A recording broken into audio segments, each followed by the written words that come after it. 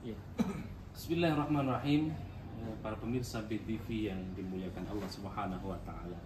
Terkait nuzulul Quran. Nuzul itu artinya turun, Al-Quran turunnya Al-Quran. Memang para ulama tidak ada kesepakatan yang qat'i terkait dengan nuzul Al-Quran kapan terjadinya. Ada yang mengatakan di bulan Ramadan, ya, syahrul Ramadan alladzi unzila fihi al-Quran hudan linnas wa bayyinatin minal huda wal furqan. Berdasarkan ayat ini di ayat 183 di surah Al-Baqarah, maka Al-Quran itu turun di bulan Ramadan. Artinya kalau di bulan Ramadan dari awal Ramadan sampai akhir Ramadan. Yang kedua, lebih spesifik lagi, ya, turunnya di malam Lailatul Qadar. Firman Allah di surah Al-Qadar, inna anzalnahu fi lailatul qadr wa ma adraka ma lailatul qadr lailatul qadri khairum min alfi syahr tanazzalul malaikatu warruhu fiha biidzni rabbihim min kulli amr salamun hiya hatta matla'il fajr. Kalau pendapat pertama, turunnya Al-Quran itu sepanjang Ramadan, ya, berdasarkan ayat 185 tadi. Yang kedua, pandangan para ulama mengatakan turunnya khusus di malam Lailatul Qadar. Nah, pertanyaannya, kapan Lailatul Qadar ini? Para ulama berbeda pandangan. Ada yang mengatakan seluruh Ramadan itu ada kesempatan Lailatul Qadar turun. Ada lagi pandangan ulama, Lailatul Qadar itu turun ketika Al-Quran turun dulu, 14 abad yang lalu. Berarti kalau begitu tidak ada lagi Lailatul Qadar sekarang. Ada lagi yang mengatakan Lailatul Qadar itu turun khusus di 17 Ramadan. Ada lagi yang berpandangan bahwa Lailatul Qadar itu di 10 Ramadan terakhir. Ada lagi yang lebih spesifik, Lailatul Qadar itu turun di hari-hari ganjil di 10 Ramadan terakhir. 21, 23, 25, 27, 29. Ada lagi yang lebih spesifik di tanggal 27 Ramadan. Ada lagi yang lebih spesifik 29 Ramadan. Ini pandangan yang kedua, ya, betapa aneka beragamnya pandangan para ulama. Lalu pandangan yang ketiga, yang ini menjadi tradisi masyarakat Asia, ya, terutama Indonesia, kita memperingati nuzulul Quran itu di malam 17 Ramadan, ya. Dari mana kita bisa ambil? Sesungguhnya ada juga teks Qur'annya, ya. Ketika bertemunya dua pasukan besar, ya, pasukan ini ketika perang Badar, ya, di hari Jumat itu, dan itu terjadi di bulan Ramadan, maka itu Imam Syafi'i menetapkan bahwa atau memberikan isyarat kepada kita bahwa 17 Ramadan itulah turunnya Al-Quran. Dan pandangan-pandangan ini kita bisa baca dari tafsir Ibnu Katsir, betapa beragamnya beliau menjelaskan dalam tafsirnya ketika menjelaskan, mengurai makna surah Al-Qadar itu.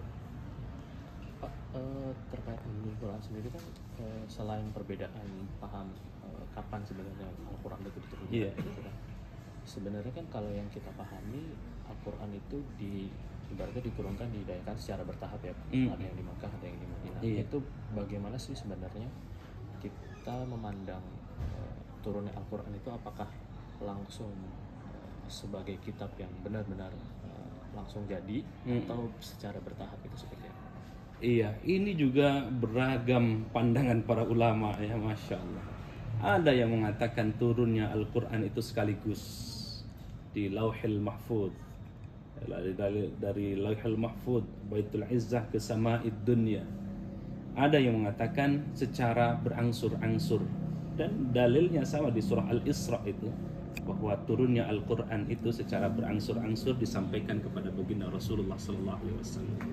Lebih lanjut lagi, para ulama tafsir menjelaskan terkait dengan makna anzala, ada makna nazzala, ya.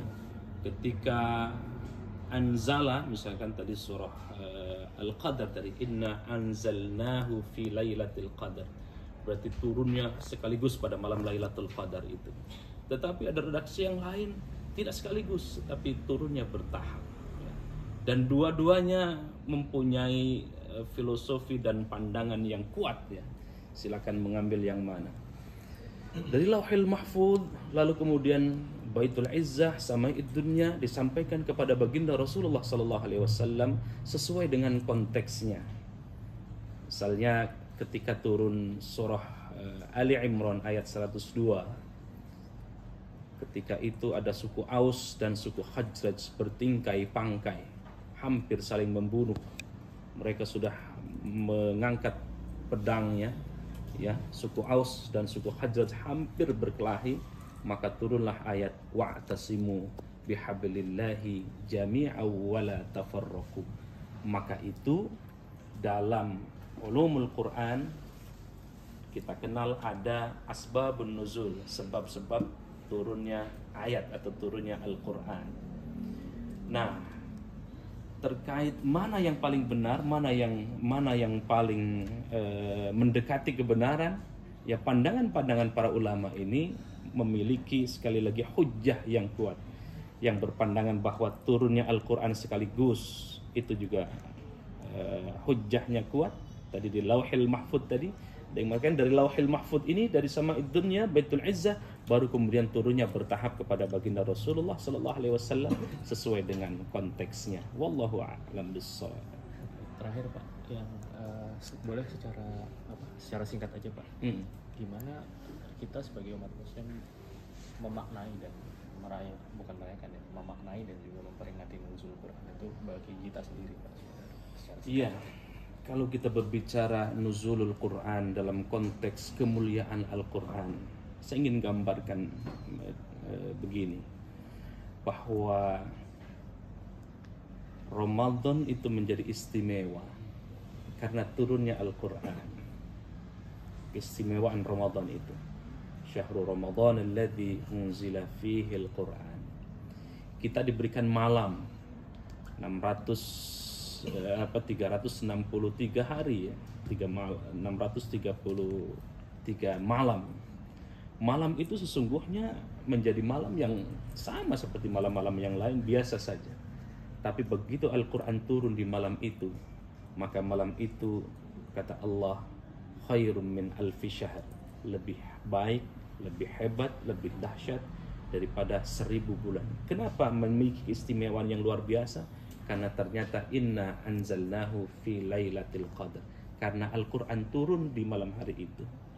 Makkah Madinah dulu kering kerontang 3 milenium yang lalu atau 5 milenium yang lalu, ketika Nabiullah Ibrahim datang ke Makkah itu, tidak ada yang tinggal di situ, tidak ada yang mau, karena memang panas terik, tandus, kering kerontang. Tapi asbab Al-Quran turun di Makkah, maka Masya Allah Mekah menjadi mulia. Al-Haramain Asy-Syarifain, 1 rakaat kita sholat di Masjidil Haram, ada Masjidil Haram di sana, maka setara dengan 100.000 rakaat kebaikannya kita menjalankan sholat di tempat yang lain. Madinah pun demikian, ada Masjid Nabawi yang dibangun oleh baginda Rasulullah Sallallahu Alaihi Wasallam. 1 rakaat kita sholat di Masjid Nabawi, maka setara dengan 1000 rakaat kebaikannya kita menjalankan sholat di tempat yang lain. Ini begitu kemuliaan-kemuliaan. Baginda Rasulullah Muhammad Sallallahu Alaihi Wasallam menjadi, kata para ulama, Sayyidul Anbiya wal Mursalin, penghulunya para nabi dan rasul. Bayangkan, bukan hanya 25 nabi yang kita tahu, tetapi ribuan. Ada yang mengatakan 114.000 nabi. Dari ribuan nabi itu, Nabi Muhammad Sallallahu Alaihi Wasallam terpilih menjadi penghulu, menjadi pemimpin para nabi. Kenapa? Ternyata jawabannya Al-Quran turun kepada baginda Rasulullah Sallallahu Alaihi Wasallam. Nah, kita mau mulia, kata Nabi, khairukum man ta'allama al-Quran wa 'allama. Sebaik-baik kalian, kata Nabi, adalah orang yang belajar Al-Quran dan yang mengajarkannya. Wallahu a'lam bishawab.